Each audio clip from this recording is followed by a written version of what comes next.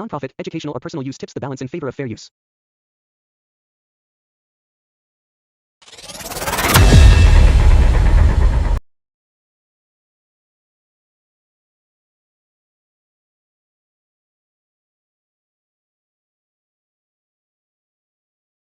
இப்போ episode 5 open பண்ணா, last எபிசோட்ல நம்ம ஹீரோ மஜாவா ஒரு அட்டாக்க போட்டு 3rd ஸ்கில் அன்லாக் பண்ணி அந்த டீமன் லார்ட டிஃபீட் பண்ணி 2nd கான்டினென்ட்டோட டீமன் லார்டையும் கிளியர் பண்ணி விட்டான் இல்லையா? அடுத்த கான்டினென்ட்டுக்கு அவன் போலாம். இந்த கான்டினென்ட்ல ஒரு பெரிய ரெக்கார்ட் வச்சிருக்கான் போல. 1.5 மணி நேரத்துல வந்து பேட்டில் முடிச்சு விட்டாப்ல ஆளு. ஆக்சுவலி அந்த இடத்துல ஒரு பையன் உயிரோடு இருக்கான். அவன் நிலைமை என்ன ஆச்சுன்னு சொல்லிட்டு உங்களுக்கு மனசுல பதப்பதப்பு இருக்கலாம். அவனுக்கு வந்து கிளியர் டைம் இருக்கும் இல்லையா? 2 ஹவர்ஸ். அந்த 2 ஹவர்ஸ் வந்து முடிஞ்சு போனதுனால அவன் வந்து வெளியே டெலிபோர்ட் பண்ணப்பட்டான். நீங்க வந்து இந்த கேமுக்குள்ள இருக்கும்போது இந்த சேலஞ்சை மேற்கொண்டு ஒருவேளை நீங்க சாகாம இருந்து கடைசி வரைக்கும் சர்வே பண்ணிட்டீங்கன்னு வச்சுக்கோங்களேன், உங்களோட இன்ஜுரிஸ் எல்லாம் ஹீல் ஆகி உங்களை வெளியே சொல்லி விட்டுருமா? பெனால்ட்டி மட்டும் எடுத்துக்கும். அந்த பாதி காசு அதெல்லாம் பரவாயில்ல, உயிர் போகல இல்லையா? அதுவே ஒரு மிகப்பெரிய அட்வான்டேஜ் அப்படின்னு சொல்லி நம்ம ஹீரோ நினச்சிக்கிட்டு இருக்காப்ல. ஐ மீன் நீங்க இதுக்குள்ள சாகாம இருந்து ஃபேட்டல் இன்ஜுரி இருந்து வெளியே போனாதான் உங்களுக்கு கியூர் ஆகும். நீங்க செத்து போயிட்டீங்கன்னா அவ்வளோதான், வெளியும் வந்து செத்து போன கணக்கு தான். அது வந்து அப்படியே தான் இருக்கும், மாற முடியாது. கடைசியாக நம்ம ஹீரோக்கு தேவைப்படுறது அடுத்த கான்டினென்ட்ல இருக்க ரெட் எர்த் அப்படின்னு சொல்லப்பட்ட ஒரு மெட்டீரியல். அந்த மெட்டீரியல் கிடைச்சிச்சுன்னா இவங்க அம்மாவுக்கு தேவையான அந்த மெடிசன் செஞ்சிருவான். அது யூனிவர்சல் மெடிசன் செஞ்சுட்டானா அவங்க அம்மாவை அந்த கியூரும் பண்ணிருவாப்ல. இப்போதைக்கு அவனோட மேஜர் கோலா இருக்கிறது அதுதான். டக்குன்னு பார்த்தா அந்த இடத்துல ஒரு நல்ல நடக்கும் மாதிரி ஒரு நாடா டீமன் லார்ட டிஃபீட் பண்ணியாச்சு, வேற ஒரு பேட்டில் எங்கேயோ பெருசா போயிட்டு இருக்கு போலயே அப்படின்னு சொல்லிட்டு அது என்னன்றதை நம்ம ஹீரோ பார்த்துட்டு இருக்கல.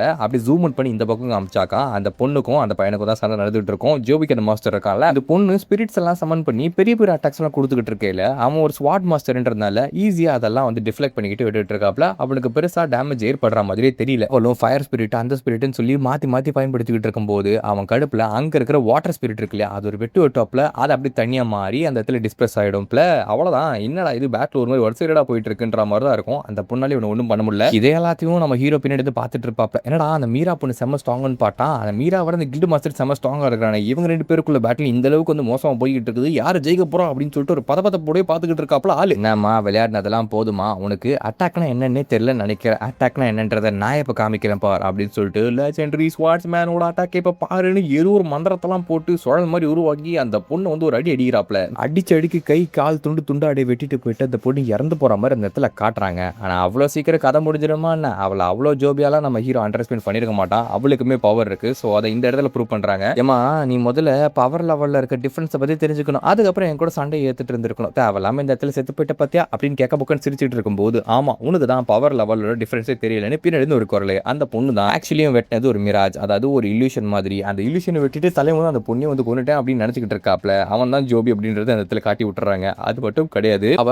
4th ஸ்பிரிட்டை வந்து தண்டர் கார்டன் ஒன்று வர சமன் பண்ணி விட்டுறா. அப்படி சமன் பண்ணும்போது அவனுக்கு லைட்டாக ஜர்க் ஆகுது. ஏன்னா கீழே அவன் அந்த வாட்டர் ஸ்பிரிட்டை கொன்ன மாதிரி ட்ரை பண்ணியிருப்பா இல்லையா. ஆக்சுவலி இது வேணும்னே இன்டென்ஷனாக தான் அந்த பொண்ணு கிட்ட அமைச்சிருப்பான். வெட்டும் போது வாட்டர் அந்த இடத்துல ஃபுல்லாக ஸ்பிளாஷ் ஆயிருக்கும். ஸோ வாட்டருக்கு மேலே எலக்ட்ரிசிட்டியை போட்டால் என்ன ஆகும்னு உங்களுக்கு தெரியணுமா? நான் சொல்லி தான் தெரியணுமா? அப்போ இன்னொரு சின்ன டிஸ்ட் ரிவீல் பண்ணி விட்டுருக்காங்க. இவனுமே 8 கார்டியன்ஸ் சேர்ந்த ஒரு ஆளாக தான் இருந்தான் போல. அவன் அசோசியேஷன் வெளியே அமைச்சிருக்காங்க, இல்லீகல் ஆக்டிவிட்டிஸ் பண்ணுறான் அப்படின்னு சொல்லிட்டு. முதல்ல அட்டாக்னா என்னன்றதை தெரிஞ்சுக்கிட்டு வந்து பேசு அப்படின்னு சொல்லிட்டு சொடக்க போகிற நேரத்தில் ஷாக்கை போட்டு சுற்றி இருக்க வாட்டர் மூலியமா அது டபுள் பவர் ஆகி அவனை தீச்சு விட்டுருது. அவனை கொல்லல, அவனை கேப்சர் பண்ணி கூட்டு போய் ஜெயிலில் போட போறான். இது எல்லாத்தையும் பார்த்து நம்ம ஹீரோ இவகிட்ட தேவையில்லாம பிரச்சனை வச்சுக்கூடாது, இவ கொஞ்சம் வந்து சிக்கமான ஆளு தான் அப்படின்ற மாதிரி தான் நினைச்சுக்கிட்டு இருக்கா. அப்படி அப்போ அந்த பொண்ணு அவனை நோட்டீஸ் பண்ணிடுறா. எவ்வளவு நேரம் தான் அந்த ஒழிச்சிட்டு இருப்ப அப்படின்ற மாதிரி கேட்கல. ஓ கண்டுபிடிச்சிட்ட அப்படின்ற மாதிரி நம்ம ஹீரோ வெளியே வரவும், சாரி உங்களை டிஸ்டர்ப் பண்ண நினைக்கலன்ற மாதிரி ஹீரோ சொல்லும்போது அதை பத்தி கவலைப்படாத, ஆக்சுவலா நீ டிஸ்டர்ப் பண்ணவே இல்லை, நீ பாட்டு உன் வேலையை பார்த்துட்டு இருந்த. ஆமா மேஜிக்கல் பவர் வந்து இல்லவே சென்ஸ் பண்ணவே இல்லையா, டீமனோட ரிஃபீட் பண்ணின்ற மாதிரி கேட்கும்போது ஆமா நான் பண்ணிட்டேன்ற மாதிரி சொல்லும்போது ஓ அப்படியா அப்படின்னு சொல்லிட்டு அந்த பொண்ணு சிம்பிளா எடுத்துக்கிறா. ஏன்னா அவளுமே இந்த டீமன் காட்ஸ் எல்லாம் டிஃபீட் பண்ணி தான் வந்திருப்பா. கூடிய சீக்கிரத்தில் சந்திக்கலாம் அப்படின்னு சொல்லிட்டு ஒரு பஞ்சடிலுக்கு பேசிட்டு அவள் அங்கே வந்து கூல கிளம்பி போய்கிட்டு இருக்கையில இவன் மேலே ஒரு கண் வச்சுக்கிட்டோம் அப்படின்னு தான் நம்ம ஹீரோ நினச்சிட்டு இருக்கா. அதே தான் அந்த பொண்ணு நினச்சிட்டு இருக்கா, இவன் ஒரு சாதாரண பிளேயர் இல்லை அப்படின்னு சொல்லிட்டு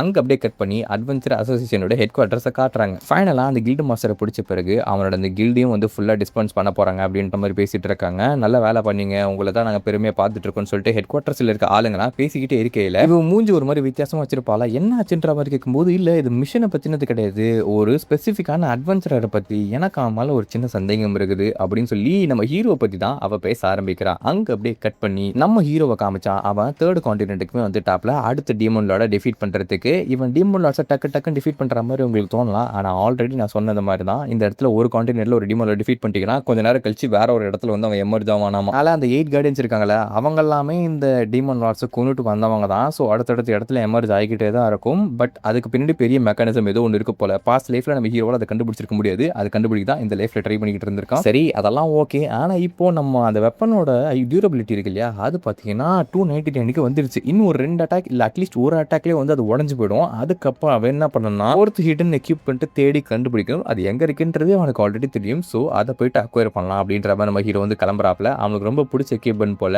நம்மளுக்கும் நம்மளுடைய பிடிக்கும்னு நினைக்கிறேன். ஏன்னா அது நமக்கு சம்மந்தப்பட்டது தான். அதை ஏன் நான் அப்படி சொல்கிறேன்றது உங்களுக்கு கூடிய சீக்கிரம் புரியும். அந்த தேர்ட் கான்டினென்ட் வந்த பிறகு நம்ம ஹீரோ டேரெக்டாக ஒரு இடத்துக்கு போகிறாப்புல. அந்த இடத்துல உங்களுக்கு ரூம் வேணுமான்ற மாதிரி கேட்கும்போது, ஆமாம் எனக்கு ரூம் வேணும். அதுவும் ஸ்பெசிஃபிக்காக எனக்கு எந்த ரூம் வேணும் அப்படின்னா ஒருத்தர் ஸ்டே பண்ணுற மாதிரி டபுள் பெட்ரூம், நார்த்லேருந்து தேர்ட் ஒன், ஃபோர்த்லேருந்து வெஸ்ட் ஜோன் அப்படின்னு ஏதோ ஒரு கோடோடு மாதிரி சொல்லிட்டு இருக்காப்புல. அந்த கோடோட சொன்ன பிறகு எனக்கு புரிஞ்சு போச்சுன்ற மாதிரி அந்த பையனை என்ன பண்ணுறான் அப்படின்னா இவனை டேரெக்டாக வேற ஒரு ஸ்பேஸுக்கு கூட்டு போயிட்டு இருக்கான். இந்த கோடோட நீங்கள் தெரிஞ்சுக்கணும்னா 5th கான்டினென்ட் கிட்ட போகணும் போல. ஆனால் நம்ம ஹீரோக்கு ஆல்ரெடி அதை பற்றி தெரியும் இல்லையா, டேரெக்டாகவே அந்த இடத்துல வந்துடுறாப்புல. அது ஒரு அண்டர் கிரவுண்ட் மார்ஷல் ஆர்ட்ஸ் இருக்கணும் ஒரு மாதிரி இருக்குது. அந்த இடத்துக்குள்ள சேலஞ்சஸ்லாம் நடக்கும் போல. இங்கே தான் அவன் அடுத்த ஹிடன் எக்யூப்மெண்ட்டை அவன் அக்வயர் பண்ண போகிறான். அது நம்ம எல்லாருக்கும் பிடிச்சதுன்னு சொன்னதுக்கான காரணம் அந்த 4th ஹிடன் எக்யூப்மெண்ட் வந்து ஒரு பாக்ஸிங் க்ளோஸ் மாதிரி. அதை அவன் அக்வயர் பண்ணணும். இந்த இடத்துல இருக்கிற ஒரு சாம்பியனை அவன் வந்து சண்டை போடணும். The world strongest boxer Mike Weather இனோவே அப்படின்ற மாதிரி போட்டு வச்சிருக்காங்க. இங்கே 2-3 பேரை குழப்ப அடிச்சிருப்பாங்க. பட் இருந்தாலும் அதை கண்டுக்காதீங்க. தலைவன் தான் இந்த இடத்தோட சாம்பியன் போல. இது வரைக்கும் இவன் யாரும் தோக்கடிச்சே கிடையாது. இவங்க கூட சண்டை போட்டு ஜெயிச்சா தான் நம்ம ஹீரோக்கு அந்த எக்யூப்மெண்ட் கிடைக்கும். அதனால டேரக்டாக வந்து மசன் பேசிட்டு இருக்காம ஈவெண்ட்டுக்குள்ளே என்ட்ரு ஆகிறாங்க. இவங்களுக்குள்ள வந்து இப்போ ஒரு மேட்ச் நடக்க போகுது. 3 rounds 1 vote. அந்த voteல பார்த்தீங்கன்னா 2 பேர் வந்து மாற்றி சண்டை போட்டுக்கும் போது ஒன்று நீங்கள் ஆப்போனண்ட்டை அடித்து 100 பாயிண்ட்டை ஸ்கோர் பண்ணணும். அப்படி இல்லைனா உங்கள் ஆப்போனண்ட்டை அடித்து நாக் அவுட் பண்ணணும். இதில் 2த்துல எதனா ஒன்று பண்ணீங்கன்னா நீங்கள் வின்னர் ஆடுவீங்க. நார்மலாக பாக்ஸிங் மாதிரி தான். ஆனால் அதில் கொஞ்சம் பாயிண்ட்ஸ் சிஸ்டம் அப்படின்னு சொல்லிட்டு லைட்டாக அதை டிஃப்ரென்ஷியேட் பண்ணி வச்சுட்டு போகிறானுங்க. அந்த சாம்பியன் 100 மேட்ச் மேலே ஆடி இருக்கான். 100 kg கிட்ட இருக்காப்புல. இது வரைக்கும் இது தோத்ததே கிடையாது. நாக் அவுட்ஸ் தான் முக்காசி பண்ணியிருக்காப்புல. அதே ஹீரோ பார்த்தீங்கன்னா இப்போ ஒரு புதுசான பிளேயரு அண்ட் 76 kg தான் இருக்கான். இந்த வெயிட் கேட்டகரியை பொறுத்த வரைக்கும் பகலும் இரவும் மாதிரி அப்படின்ற மாதிரி சொல்லுவாங்க. ஏன்னா பாக்ஸிங்கில் கொஞ்சம் வெயிட் அதிகமாக இருந்தாலும் அவங்களோட பவர் இன்புட் அவுட்புட்டே வந்து வேற மாதிரி இருக்கும். ஆனால் ஹீரோ அதை பற்றி பெருசாக கண்டுக்காம இந்த இடத்துல அந்த எக்யூப்மெண்ட்டை ஆப்டேன் பண்ணுறதுக்கான கண்டிஷன்ஸை மட்டும் மீட் பண்ணும் அப்படின்ற மாதிரி நினச்சிக்கிட்டு இருக்காப்புல. மேட்சும் வந்து ஸ்டார்ட் ஆக போகுது. அந்த இணையை ஃபர்ஸ்ட் எடுத்தோடனே இவனை மற்றவங்க மாதிரி நினச்சிக்கிட்டு இருக்காப்புல. சண்டை ஸ்டார்ட் ஆனோடனே அவனும் ஒரு மாதிரி ஃப்ரீஷியஸான பஞ்செல்லாம் தூக்கி போட்டுக்கிட்டே இருக்கேல நம்ம ஹீரோவால் அதை டாச் பண்ண முடியாது. அதனால அந்த இடத்துல டிஃபென்ஸ் வச்சுட்டு இருக்காப்புல. டிஃபென்ஸ் வச்சுமே அந்த இடத்துல செம்ம டேமேஜ் எடுத்துட்டு இருக்குன்னு வச்சுக்கோங்களேன். ஸ்டார்டிங் மேட்ச்ல எந்த இடத்துல வச்சு அடிப்பான் அப்படின்றது நம்ம ஹீரோக்கு தெரிஞ்சதால கொஞ்சம் கொஞ்சமாக அதுக்கேற்ற மாதிரி அவனோட டிஃபென்ஸை அட்ஜஸ்ட் பண்ணிக்கிட்டே இருக்காப்புல. இது மூலயமா அவன் டேமேஜை கொஞ்சமாக அவன் வந்து தவிர்க்கிறான். அது மட்டும் கிடையாது, மேட்ச் போக போக அந்த என்ன மாதிரி பேட்டர்ல சண்டை போகணுன்றதை அவனுக்கு நல்லா வந்து கெஸ் பண்ண முடியும். அதாவது அவனுக்கு தெரியும் அந்த பேட்டர்ன்றதுனால கரெக்டாக அதுக்கேற்ற மாதிரி அவன் கவுண்டர் பர்ச்சேஸை த்ரோ பண்ணி கொஞ்சம் கொஞ்சமாக பாயிண்ட்ஸ் அக்வயர் பண்ண ஆரம்பிக்கிறாப்புல. அப்போ ஃபர்ஸ்ட் பாயிண்ட் நம்ம ஹீரோ எடுத்துருவான். எடுத்து ஒளி பரவாயில்லையே கம்பெடிட்டர் சூப்பர் சண்டை போடுறியே அப்படின்ற மாதிரி அவன் கேட்டுக்கிட்டு இருக்கையில, எப்பா தலைவரை நீ நல்லா ஊட்டிட்டு இருக்காத, அந்த பாயிண்ட்டை வேணும்னு நீ எடுக்க விட்டுன்றது நல்லா தெரியும், ஒழுங்கா என் கூட சீரியஸாக சண்டை போடுன்ற மாதிரி சொல்ல அப்பதான் தெரியுது அந்த இனவு வந்து சீரியஸாகவே சண்டை போடல, சும்மா வந்து விளையாட்டு தான் பண்ணிட்டு இருக்காரு அப்படின்னு சொல்லிட்டு. பரவாயில்ல அதையே நீ கெஸ் பண்ணிட்டியா, கண்டுபிடிச்சியா அப்படின்னா நீ பெரிய ஃபைட்டர் தான், சரிவா நான் சீரியஸான ஃபைட்டுன்றதை காட்டுற அப்படின்னு சொல்லி உண்மையான ஃபைட்டு இப்போ தான் ஆரம்பிக்குது. அதுக்கப்புறம் கொடுக்குற பஞ்சஸில் அந்த சாம்பியன் நோட் பண்ணுற விஷயம் என்ன அப்படின்னா, நம்ம ஹீரோக்கு நல்ல கண் பார்வை இருக்குது, நல்லா ஸ்ட்ரென்த்தும் இருக்குது, ஆனால் என்கிட்ட ஸ்டாமினா ரொம்ப கம்மியாக இருக்குது. இதே மாதிரி போனால் 3 நிமிஷம் மேட்சை அவன் தாங்க மாட்டான், கண்டிப்பாக தோற்றுருவான் அப்படின்ற மாதிரி நினச்சிக்கிட்டு இருக்கான். ஆனால் அது எல்லாத்தையும் நம்ம ஹீரோ வந்து கன்சிடரேஷனுக்குள்ளே எடுத்துருப்பான். அவன் எவ்வளோ சண்டை போட்டாலும் பரவாயில்ல,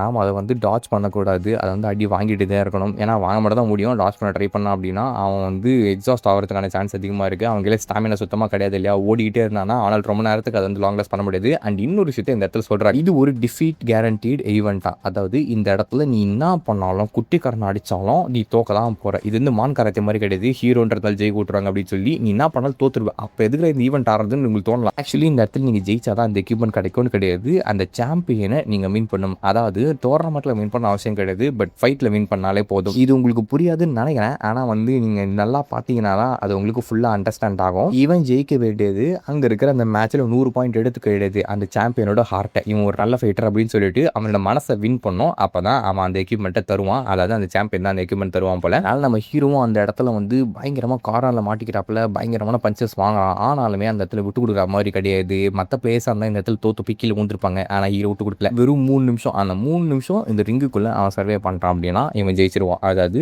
அந்த சாம்பியனோட ஹார்ட்டை ஜெயிச்சிருவாப்புல. அதனால் இவனால் முடிஞ்ச அளவுக்கு டாச் பண்ணிக்கிட்டே இருக்கான். அதை டாச் பண்ண முடியாத சமயத்தில் அடியும் வாங்கிக்கிறாப்புல. அந்த அடியும் வாங்கிட்டு சில இடத்துல திருப்பி அடி கொடுக்குறான். அந்த சாம்பியன் காய்ச்சல் மாதிரி விட்றான், இவன் இவ்வளோ பஞ்சஸ் நமக்குள்ள வாங்கிட்டு சர்வே பண்ணிட்டு இருக்கான், இந்த பாயிண்ட்க்கு ஸ்டாமினாவே இல்லைன்னு பார்த்தேன், இவனால் எப்படி வந்து என்டியூர் பண்ண முடியுது அப்படின்னு சொல்லி ஆச்சரியப்படுறான். எவ்வளோ நாள் ஆச்சுல இந்த மாதிரி நல்லா சண்டை போட்டு அப்படின்னு சொல்லி அவன் முகத்தில் ஒரு சிரிப்பு வருது. ஏன்னா வந்தவங்க ஈஸியாக தோற்றுருவானுங்க போல, இவன் ஒரு மாதிரி நல்ல டஃப் காம்படிஷன் கொடுக்குறான் அப்படின்றதுனால சாம்பியனாக இருந்தாலும் அதெல்லாம் அதெல்லாம் தூக்கி போட்டு அந்த இடத்துல அந்த ஃபைட்டை என்ஜாய் பண்ண ஆரம்பிக்கிறான் ஜாலியா. அப்ப டக்குன்னு ஒரு அப்பர் கட்டை நம்ம ஹீரோ வாங்கிடுவாப்ல, அடிச்சடிக்க அப்படியே வந்து கிளங்கி போய் கீழே ஊந்துருவான்னு பார்த்தா உழாம விட்டு கொடுக்காம நம்ம ஹீரோ அந்த இடத்துல டப்ப கட்டின்னு எழுந்து நிப்பான் பாருங்க. அவ்வளவுதான், பார்க்கறதுக்கு பயங்கரமா இருக்கும் ஃபைட்டு.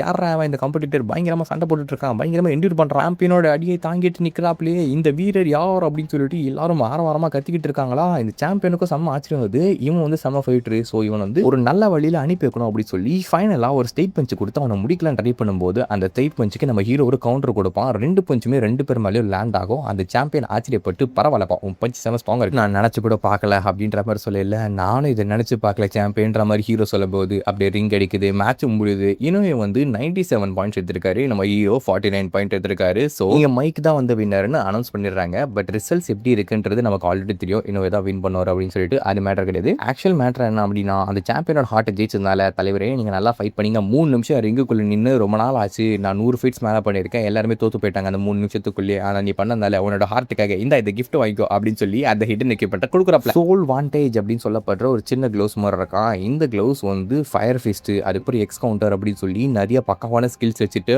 ஒரு செட்டு அவனோட அந்த சென்டிபீட் உடைய போதில்லை. ஸோ அடுத்த எக்யூப்மெண்ட்டை ஆப்டிங் பண்ண நம்ம ஹீரோ ரொம்ப குதூகலமா அடுத்த டீமோட டிஃபீட் பண்ணான்னு கிளம்பும்போது அப்படியே இந்த எபிசோடையும் முடிக்கிறாங்க. இந்த எபிசோட் இருந்துச்சுன்னு மறக்காம கமெண்ட்ஸ் சொல்லுங்க. இதே மாதிரி நிறைய இன்ட்ரெஸ்டான மேனர்ஸ் சீரிஸ்லாம் நினைச்சுனா சேனல் மறக்காம சப்ஸ்கிரைப் சப்போர்ட் பண்ணுங்க. வீடியோ உங்களை சந்திக்கும் வரை டாடா பை பை. வலிமையரங்க கைஸ்.